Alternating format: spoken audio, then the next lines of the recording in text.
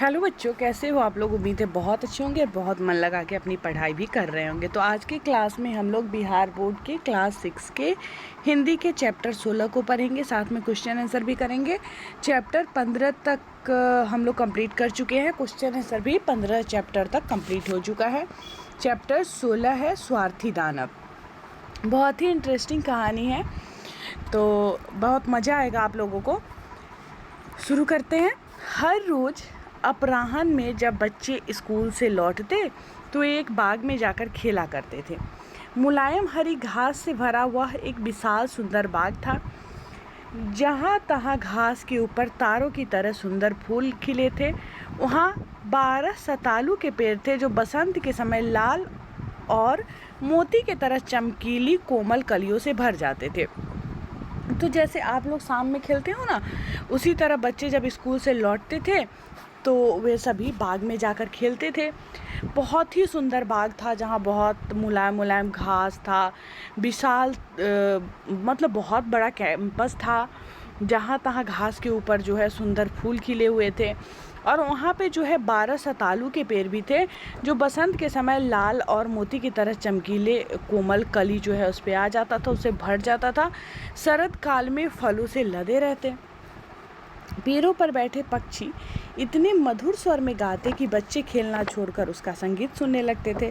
और शरद काल जब आता था तो वो फल से लद जाते थे और पेड़ पर पक्षी बैठे रहते थे। वो इतने मधुर स्वर में गाते थे ना कि बच्चे जो खेलते रहते थे अपना खेलना छोड़कर और चिड़ियों का आवाज़ सुनने लगते थे, संगीत सुनने लगते थे। हम सब यहाँ कितने खुश हैं, वे एक दूसरे से ज़ोर ज़ोर से कहते। लेकिन यह बाग एक दानव का था। अब बच्चे जो है यहाँ खेल के बहुत खुश थे, लेकिन जहाँ पे बच्चे खेलते थे ना, और वो बाग जो था वह बाग एक दानव का था। एक दिन दानव जो है लौट कर आया। वह अपने मित्र कौनिस आग्रे से मिलने गया था। और दानव जो है अपने मित्र से मिलने गया था जिनका नाम था कौनिस आग्रे। उसके पास वो 7 वर्षों तक रुक गया था। जब वो लौटा तो उसने देखा कि बच्चे बाग में खेल रहे हैं, और वह जो दोस्त से मिलने गया ना तो 7 वर्षों तक वहाँ रह गया। जब वो वहाँ से लौटता है तो देखता है कि बच्चे जो है उसके बाग में खेल रहे हैं। मेरा बाग है, कोई भी इस बात को समझ सकता है, मैं उसके सिवा किसी और को इसमें खेलने नहीं दूंगा, दानव ने कहा। दानव सोचता है कि यह तो मेरा बाग है, कोई भी इसको समझ सकता है, लेकिन मैं अपने सिवा किसी को भी इसमें जो है खेलने नहीं दूंगा। इसलिए उसने बाग के चारों तरफ ऊंची दीवारें खड़ी कर दी थी और एक सूचना पट टांग दिया था, अनाधिकार प्रवेश करने वाले को सज़ा मिलेगी। तो दानव नहीं चाहता था कि उसके बाग के अंदर कोई आए, इसलिए वह जो है बहुत ऊंची ऊंची दीवार भी खड़ा कर दिया था और एक सूचना पट लगा दिया था जिस पे लिख दिया था कि अनाधिकार प्रवेश जो है वो वर्जित है और अनाधिकार प्रवेश करने वाले को सज़ा मिलेगी। वह एक बहुत ही स्वार्थी दानव था। वो जो दानव था बहुत ज़्यादा स्वार्थी था। बेचारे बच्चों को खेलने के लिए अब कोई जगह नहीं रही। उन लोगों ने सड़क पर खेलना चाहा, लेकिन सड़क धूल और कंकरों से भरी थी। वे ऊंची दीवारों के चारों ओर घूमते और अंदर से सुंदर बाग की चर्चा करते। अब बेचारे बच्चे जो थे उनको खेलने का कोई जगह नहीं था। जब दानव आ गया उसके बाद वो सड़क पर भी खेलना चाहे तो सड़क पर बहुत धूल रहता था, कंकर रहता था, जिसकी वजह से वो खेल नहीं पाते थे। तो ऊंची ऊंची दीवार के चारों तरफ घूमते और अंदर के सुंदर बाग की चर्चा जो है बच्चे आपस में करते थे और बात करते थे कि हम लोग यहाँ कितने खुश थे। वे एक दूसरे से कहते, बसंत आया, पूरा देश छोटी छोटी कलियों और चिड़ियों से भर गया, लेकिन स्वार्थी दानव के बाग में अभी भी जा रहा था। अब बसंत का मौसम आ गया और पूरा देश में जो है छोटी छोटी कलियां पेड़ों पे खिल गई, चिड़ियों से भर गया सब। लेकिन स्वार्थी दानव का जो बाग था वहाँ अब भी ठंड ही था, जाड़ा ही था। बच्चों के नहीं रहने के कारण न पक्षी वहाँ गीत गाते थे और न पेड़ों में फूल लगे थे। सिर्फ बर्फ और तुषार ही खुश थे। बर्फ ने अपनी लंबी उजली चादर से घास को ढक दिया और तुषार ने सभी पेड़ों को उजले रंग से रंग दिया। और उस दानव के बाग में सिर्फ बर्फ और तुषार था, जिसमें बर्फ जो है वो पूरा जो कैंपस था उसके घास को अपने बर्फ के उजली चादर से ढक देता है, और जो कोहरा था वो जो है पेड़ को उजले रंग से रंग दिया था। यहाँ पे आप देख सकते हैं किस तरह से बर्फ़ पूरा पे है और सब जगह जो पौधे हैं उस पे फल आ गया, फूल आ गया, लेकिन यहाँ पे अभी भी इसके बाग में, स्वार्थी दानव के बाग में जा रहा था। अब तब ओला आया। हर रोज़ वह 3-4 घंटे महल की छत पर बरसता रहा, उसके सारे खपरे तोड़ डाले। इस तरह वह बाग में दौड़ लगाता रहा। उसका रंग धूसर था और उसकी सांस बर्फ़ जैसी थी। अब क्या हुआ, ओला भी गिरने लगता है। 3-4 घंटे तक जो महल का छत था उस पर बरसते रहता है और जितना भी कपड़ा था उसको तोड़ देता है। समझ में नहीं आता बसंत आने में विलम्ब क्यों हो रहा है। वह जो दानव था वो सोचता है कि हमको समझ में नहीं आ रहा है कि बसंत आने में इतना विलम्ब जो है वो क्यों हो रहा है, क्यों लेट हो रहा है इतना। खिड़की के पास बैठा बाहर ठंडे उजले बाग पर नज़र दौड़ाते हुए स्वार्थी दानव ने कहा, मुझे उम्मीद है कि मौसम बदलेगा। और बाहर देख के वो कहता है कि ऐसा क्यों हो रहा है, विलम्ब क्यों हो रहा है, लेकिन मुझे उम्मीद है कि मौसम जो है ज़रूर बदलेगा। लेकिन बसंत नहीं आया और न ही गर्मी आई। वह इंतज़ार करता रह गया, लेकिन न ही बसंत आई और न ही गर्मी। शरद ऋतु में हर बाग में सुनहले फल लगे, लेकिन दानव के बाग में कोई फल नहीं लगा। शरद ऋतु था तो सभी बाग में, जितने भी बाग थे वहाँ फल से लद गए, लेकिन दानव के बाग में, स्वार्थी दानव के बाग में कोई फल नहीं लगा। वहाँ पे हमेशा जारा रहता और उत्तरी हवा, ओले और तुषार पेड़ों के आसपास जो है वो मंडराते रहते। एक सुबह जब दानव अपने बिस्तर पर पड़ा था, उसने बहुत सुंदर संगीत सुना। दरअसल एक छोटी लिनेट उसके खिड़की के बाहर गा रही थी, लेकिन उसने बहुत दिनों से अपने बाग में किसी चिड़िया को गाते हुए नहीं सुना था, इसलिए उसे लगा जैसे वह संसार का सबसे मधुर संगीत हो। अब एक चिड़िया जो है गा रही थी, लेकिन स्वार्थी दानव के बाग में कोई आता नहीं था, कोई चिड़िया नहीं आती थी, इसलिए उसको लग रहा था जैसे दुनिया का सबसे सुंदर संगीत जो है, सबसे मधुर संगीत वह सुन रहा है। अचानक जो है ओले गिरना बंद हो जाता है, उत्तरी हवा का शोर भी बंद हो गया और खुली खिड़की से एक मधुर सुगंध आने लगी। मुझे लगता है आखिर बसंत आ गया। अब दानव सोचता है कि सुगंध आ रही है, ओला पड़ना बंद हो गया, लगता है बसंत आ गया। दानव ने कहा। वह अपने बिस्तर से उछल पड़ा और बाहर देखने लगा। उसने एक अद्भुत दृश्य देखा। उसके बाद वह एक अद्भुत दृश्य देखता है। दीवार के एक छोटे छेद से बच्चे भीतर घुस आए थे और वे पेड़ों की डालियों पर बैठे थे। हर पेड़ पर एक छोटा बच्चा बैठा था। पेड़ बच्चों को अपने बीच पाकर इतने खुश थे कि वे कलियों से लद गए थे और बच्चों के सिर पर अपनी बाहों से को धीरे धीरे हिला रहे थे। चिड़ियाँ उड़ रही थी और खुशी से गा रही थी। फूल हर घास से निकलकर मुस्कुरा रहे थे और बच्चे आ गए थे उसके बाग में। इसकी वजह से जो है बसंत आ गया था। बच्चे हर डाली पे बैठे थे और जितना भी पेड़ था वो कलियों और फूलों से लद गया था। घास था उस पे भी फूल निकल आए थे और सभी मुस्कुरा रहे थे। यह बहुत ही मनोरम दृश्य था। लेकिन बाग के एक कोने में अभी भी जारा था। वह बाग का सबसे दूर वाला भाग था।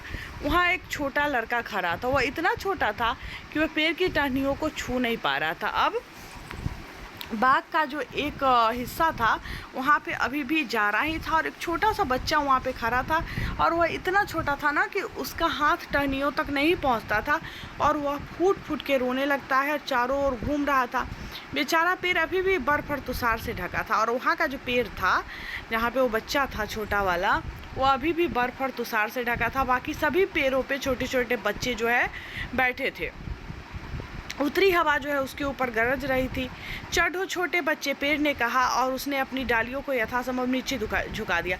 अब उस छोटे से बच्चे के लिए पेड़ जो है यथासंभव जहाँ तक संभव हो पाया अपनी डाली को झुका दिया और उस बच्चे को कह रहा था कि चढ़ो, लेकिन बच्चा इतना छोटा था ना कि वो नहीं चढ़ पा रहा था। दानव ने जब यह देखा तो उसका हृदय पिघल गया। अब दानव को उस बच्चे को देखकर, छोटे से बच्चे को देखकर दया आ गई। छोटे बच्चे होते ही इतने प्यारे हैं कि किसी को भी उस पर प्यार आ जाए, किसी को भी दया आ जाए। उसका हृदय पिघल जाता है और कहता है, मैं कितना मूर्ख हूँ। उसने कहा, अब मुझे पता चला बसंत क्यों नहीं आ रहा था। मैं उस छोटे बच्चे को पेड़ के ऊपर चढ़ा दूंगा। और दानव कहता है कि अब मुझे समझ में आया कि बसंत क्यों नहीं आ रहा था और वह जो छोटा बच्चा है उसको मैं पेड़ पर चढ़ा दूंगा। मैं दीवार को गिरा दूंगा। मेरा बाग हमेशा के लिए बच्चों का क्रीड़ा स्थल बन जाएगा। और वह सोचता है कि उसको पेड़ पर चढ़ा दूंगा, साथ ही जो मैं अपने बाग में दीवार खींच दिया हूँ उसको हमेशा के लिए गिरा दूंगा और बच्चे हमेशा इसमें खेलने आएंगे, मतलब क्रीड़ा स्थल, खेलने का स्थल जो है वो बन जाएगा। वह सचमुच अपने किए पर बहुत पछता रहा था। दानव जो है, स्वार्थी दानव, बहुत पछता रहा था।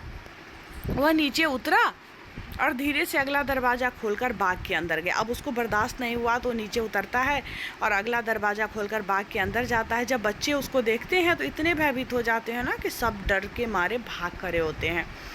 अब बच्चे जैसे ही भागते हैं, जारा जो है बाग में फिर से लौट आया। रह कौन गया? वही छोटा वाला बच्चा। वह नहीं भाग पाया क्योंकि उसकी आंखें आंसुओं से इस तरह भरी थी ना कि वह दानव को आते हुए भी नहीं देख पा रहा था। दानव दबे पांव उसके पीछे गया और उसे धीरे से अपने हाथ से उठाकर पेड़ के ऊपर चढ़ा दिया। इसके बाद दानव पैर दबा दबा के दबे पांव वहाँ पे जाता है और बच्चे को उठाकर पेड़ पर चढ़ा देता है। पेड़ जो है तुरंत खिल उठा और चिड़िया आकर गाने लगी। वह छोटा बच्चा अपनी दोनों बाहों को फैलाकर दानव के गले से लिपट गया और उससे चूम लिया।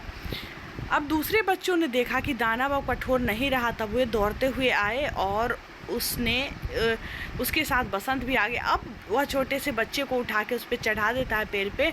उसके बाद पेड़ खिल जाता है, चिड़िया गाने लगती है और छोटा बच्चा जो था वह दोनों बाह फैलाकर दानव के गले से लिपट गया और चूम लिया। अभी जब यह देखता है, सभी और बच्चे जब ऐसा देखते हैं कि दानव बदल गया, वो वैसा कठोर नहीं रहा जैसा वो पहले था, जिससे सब डरता था, तो सभी बच्चे जो है लौट आए और उसके साथ साथ बसंत भी जो है वो भी लौट आया। छोटे बच्चे, बाग अब तुम्हारा है, दानव ने कहा। उसने एक बड़ा हथौड़ा लिया और दीवार को तोड़ दिया। इसके बाद दानव जो है बच्चों से कहता है कि छोटे बच्चों, अब जो ये बाग है ये आप सभी का है, और जो दीवार घेरे हुए था उसको हथौड़ा लेके तोड़ डालता है। अब दिन भर बच्चे खेलते रहते, शाम को दानव के पास जाकर उसे गुड बाय कहते, लेकिन तुम्हारा छोटा साथी कहाँ है जिसको मैंने पेड़ पर चढ़ाया था। अब बच्चे वहाँ पे डेली रोज़ जो है खेलते थे और शाम जब हो जाता तो दानव को गुड बाय करके चले जाते थे। तो लेकिन दानव जो है वो पूछता था कि वो छोटा वाला बच्चा कहाँ है जिसको मैंने पेड़ पर चढ़ाया था। दानव जो है उस छोटे से बच्चे को सबसे अधिक प्यार करता था क्योंकि उसने उसे चूमा था। हमें पता नहीं, बच्चों ने जवाब दिया, वो कहीं दूर चला गया है। हर रोज़ दोपहर को जब स्कूल बंद होता बच्चे आते और दानव के साथ खेला करते थे, लेकिन वो छोटा लड़का जिसे दानव बहुत चाहता था वह कभी दिखाई नहीं पड़ा। अब दानव उस छोटे से बच्चे के लिए बहुत बेचैन था, लेकिन वो कभी दिखाई नहीं पड़ता था। और बच्चे आते थे, खेलते थे और चले जाते थे, लेकिन वो छोटा बच्चा नहीं मिल रहा था। उसको दानव बहुत प्यार करता था। वह अपने छोटे मित्र के लिए, उस छोटे से बच्चे के लिए बहुत तरसता था। बरसों बीत गए, दानव जो है एकदम बूढ़ा और कमज़ोर हो गया। इतना कमज़ोर ना कि वह खेल कूद भी नहीं कर सकता था, इसलिए वह एक बड़ी सी आराम कुर्सी पर जो है वो बैठा रहता, खेलते बच्चे को देखा करता और अपने बाग की प्रशंसा करता। इसके बाद वह बूढ़ा हो गया था तो एक कुर्सी पे बैठा रहता और जो बच्चे खेलते थे उसको देखते रहता और फिर अपने बाग की जो है प्रशंसा करता। मेरे पास बहुत से सुंदर फूल है, उसने कहा, लेकिन बच्चे सबसे सुंदर फूल है। दानव कहता है कि मेरे पास इतने सारे फूल है, बहुत सारे फूल है, लेकिन बच्चे जो है सबसे सुंदर फूल है। एक दिन जाड़े की शाम को जब वह कपड़े पहन रहा था, उसने खिड़की से बाहर देखा। अचानक वह आश्चर्य से अपनी आंखें मीचने लगा और एकटक देखता रहा। सचमुच वह एक अद्भुत दृश्य था। अब एक दिन शाम में जाड़े का समय था, वह कपड़े पहन रहा था और खिड़की से बाहर देखता है ना, अचानक उसको बहुत आश्चर्य होता है और आश्चर्य से वह अपनी आंखें मीचने लगता है और एकटक देखता है। बहुत ही अद्भुत दृश्य उसको दिख रहा था। बाग के सबसे अंतिम कोने में एक सुंदर पेड़ उजली कलियों से जो है लदा हुआ था। उसकी डालियाँ सुनहली थी और उसके चांदी की तरह उजले फल लटक रहे थे। उसके नीचे वही छोटा बच्चा खड़ा था जिसे वह बहुत प्यार करता था। तो दानव जिसके लिए वर्षों से तरस रहा था, वह छोटा सा बच्चा जो है वहाँ पे दिखाई देता है। आनंद से विह्वल दानव जो है दौड़ता हुआ सीढ़ियों से उतरता है और बाग में गया। वह घास को पार कर उस बालक के पास गया, लेकिन जब वह उसके बिल्कुल करीब पहुँचा तो अवाक रह गया क्योंकि वह लड़का जो था वह घायल था। उसकी हथेली और पैरों में 2-2 कांटे के निशान थे और उस बच्चे के पास जब दानव पहुंचता है तो वह अवाक रह जाता है, क्योंकि वह जो लड़का था वह घायल था और उसके दोनों हाथ में कांटे के निशान जो है वो थे। किसने तुम्हें घायल किया? दानव ने चिल्लाकर पूछा। बताओ मुझे, ताकि मैं अपनी बड़ी तलवार से उसके 2 टुकड़े कर दूं। नहीं, बालक ने जवाब दिया, ये प्रेम के घाव है। तुम कौन हो? दानव ने पूछा और एक विचित्र भय ने उसे घेर लिया। वो उस छोटे बालक के सामने घुटने के बल झुक गया। बालक दानव पर प्यार से मुस्कुराया और उसने कहा, तुम मुझे एक बार अपने बाग में खेलने दो। चूँकि तुमने मुझे अपने बाग में खेलने दिया, इसलिए अब तुम मेरे बाग में खेलोगे जो स्वर्ग में है। तो वह छोटा सा बच्चा कहता है कि अब तुम जो है मुझे अपने बाग में थोड़ी देर खेलने दो, क्योंकि तुमने मुझे जो अपने बाग में खेलने दिया था ना, इसलिए अब तुम मेरे बाग में खेलोगे जो स्वर्ग में है। जब बच्चे उस रोज़ अपराह्न में पहुँचे तो उन्होंने उस दानव को पेड़ के नीचे मरा पाया और वह कलियों से बिल्कुल ढका हुआ था। इसके बाद वो जो है ईश्वर उसको स्वयं लेने आए थे, भगवान उसको स्वयं स्वर्ग ले जाने आए थे, क्योंकि उसने अच्छा कर्म किया बाद में, इस वजह से। और जब बच्चा रोज़ की तरह और बच्चा खेलने आता है तो देखता है कि दानव जो है एक पेड़ के नीचे मरा हुआ है और जितना भी उस पेड़ का कलियां था और उस कलियों से बिल्कुल जो है वह ढका हुआ है। ठीक है। शब्दार्थ है स्वार्थी, मतलब अपना मतलब निकालने वाला, खुद गर्ज भी उसको बोल सकते हैं। तुषार का मतलब पाला, वही जो कोहरा। मनोरम सुंदर। अपराह्न दोपहर के बाद तीसरा पहर। विह्वल अशांत, व्याकुल और द्रविड़। ठीक है। उसके बाद है क्वेश्चन आंसर। हम लोग चैप्टर पढ़े हैं, उसमें ये था दानव के बाग में शतालू के कितने पेड़ थे। तो दानव के बाग में हम लोग पढ़े हैं 12 पेड़ थे, तो इसका तीसरा आंसर होगा। दानव अपने मित्र के पास कितने वर्षों तक रुका था? 7 वर्षों तक पढ़े हैं ना हम लोग। इस कहानी के लेखक कौन है? इस कहानी के लेखक जो हैं वो है ऑस्कर वाइल्ड। स्वार्थी दानव ने बाग के चारों ओर ऊंची दीवार क्यों खड़ी कर दी? दानव स्वार्थी था, वह बगीचा को जो है अपना समझता था और बच्चों का खेलना उसको पसंद नहीं था, इसलिए उसने बाग के चारों तरफ ऊंची दीवारें खड़ी कर दी थी। नेक्स्ट, बाग के चारों ओर ऊंची दीवारें खड़ी करने का क्या परिणाम हुआ? बाग के चारों ओर दीवार खड़ी करने का परिणाम यह हुआ कि बाग में बच्चों का आना बंद हो गया, फिर से जाड़ा आ गया, चिड़ियों का मधुर संगीत बंद हो गया, फूल का खिलना बंद हो गया और बसंत जो है वो वापस चला गया। नेक्स्ट, स्वार्थी दानव ने बाग में कौन सा अद्भुत दृश्य देखा? स्वार्थी दानव ने बाग के कोने में एक अद्भुत दृश्य देखा। एक पेड़ सुंदर उजली कलियों से लदा हुआ था। उसकी डालियाँ सुनहली थी और उसमें चांदी के तरह उजले उजले फल लटक रहे थे। उसके नीचे वही छोटा बच्चा खड़ा था जिससे वह बहुत प्यार करता था, जिसे देखने के लिए वह तरसता रहता था। छोटा लड़का घायल कैसे हो गया था? उसके दोनों हाथों और पैरों में 2 कांटे गड़ गए थे। दानव के पूछने पर उसने कहा कि तुम्हारे प्रेम के घाव है। ठीक है। नेक्स्ट है पाठ से आगे। लेकिन बच्चे सबसे सुंदर फूल है, स्वार्थी दानव ने ऐसा क्यों सोचा? बच्चे के कारण ही फूल खिलते हैं, ऐसा अनुभव स्वार्थी दानव को हुआ, क्योंकि बच्चे जब बाग में आना बंद कर दिए तो बसंत भी वापस चला गया था। अतः उसने सोचा कि बच्चे सबसे सुंदर फूल है। नेक्स्ट, एक प्रेम के घाव है, छोटे लड़के के कहने का क्या अभिप्राय है?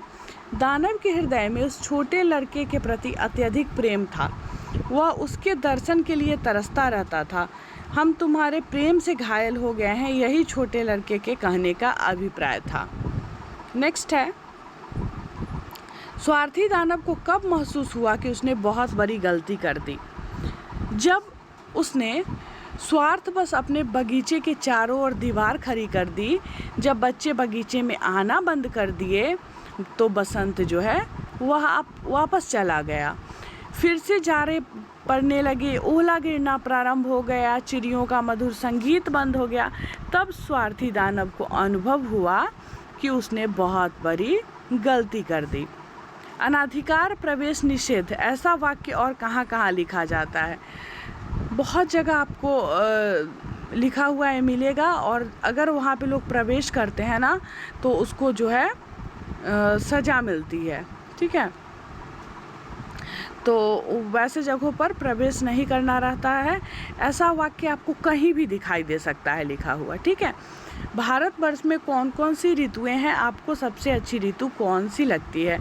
भारतवर्ष में बसंत, ग्रीष्म, वर्षा, शिशिर, शरद और हेमंत नामक 6 ऋतुएं होती है, जिसमें सभी को जो है बसंत ऋतु सबसे अच्छा लगता है, क्योंकि इस ऋतु में पेड़ पौधे हरे भरे हो जाते हैं और फूल खिलते हैं, ठीक है। नेक्स्ट, शीत ऋतु एवं बसंत ऋतु में प्रकृति के दृश्यों का वर्णन अपने शब्दों में करिए। तो शीत ऋतु में प्रकृति के सारे पेड़ पौधे जो है बर्फ से ढक जाते हैं, कँपाने वाली हवाएं बहती है, पेड़ पौधे पत्ते विहीन दिखते हैं। और बसंत ऋतु में बाग बगीचे में पेड़ पौधों में नए नए पत्ते लग जाते हैं, फूल खिलने लगते हैं, सुगंध युक्त हवा बहती है, चिड़ियों का मधुर संगीत सुनाई देता है, ठीक है। इसके बाद है व्याकरण वाला भाग। इसमें कह रहा है अन उपसर्ग लगाकर 5 शब्द बनाइए। तो अन उपसर्ग से होगा अनावश्यक, अनाधिकार, अनुपस्थित, अनाध्याय, अनिश। अनेक शब्दों के लिए एक शब्द बताइए। दोपहर से पहले का समय पूर्वाह्न, दोपहर के बाद का समय अपराह्न, अपना मतलब निकालने वाला स्वार्थी, दूसरों पर दया करने वाला दयालु, दूसरों पर उपकार करने वाला परोपकारी। इसके बाद है विशेषण चुनने के लिए कह रहा है। इस पाठ में आए विशेषण शब्दों को चुनकर लिखिए। तो पाठ में स्वार्थी विशेषण हो गया, हरि विशेषण हो गया, सुंदर विशेषण हो गया, कोमल विशेषण हो गया और ऊंची जो है वो भी विशेषण हो गया, ठीक है। निम्नलिखित वाक्यों का रूप बदलकर लिखिए। मैं बच्चों को पेड़ पर चढ़ने देने वाला नहीं हूँ। इसका बदल के लिखा हुआ है मैं बच्चों को पेड़ पर चढ़ने नहीं दूंगा। इसके बाद है फूल खिलने वाले हैं, फूल खिलेंगे। छोटी चिड़िया गाने वाली है, छोटी चिड़िया गाएगी। दानव उसे तलवार से 2 टुकड़े करने वाला है, दानव उसे तलवार से 2 टुकड़े कर देगा। अपराह्न में स्कूल बंद होने वाला है, अपराह्न में स्कूल बंद हो जाएगा, ठीक है। इसके बाद है ये आप खुद से करेंगे। क्या स्वार्थी लोगों को इस प्रकार की सज़ा देना उचित है? अपने साथियों से चर्चा कीजिए और लिखिए।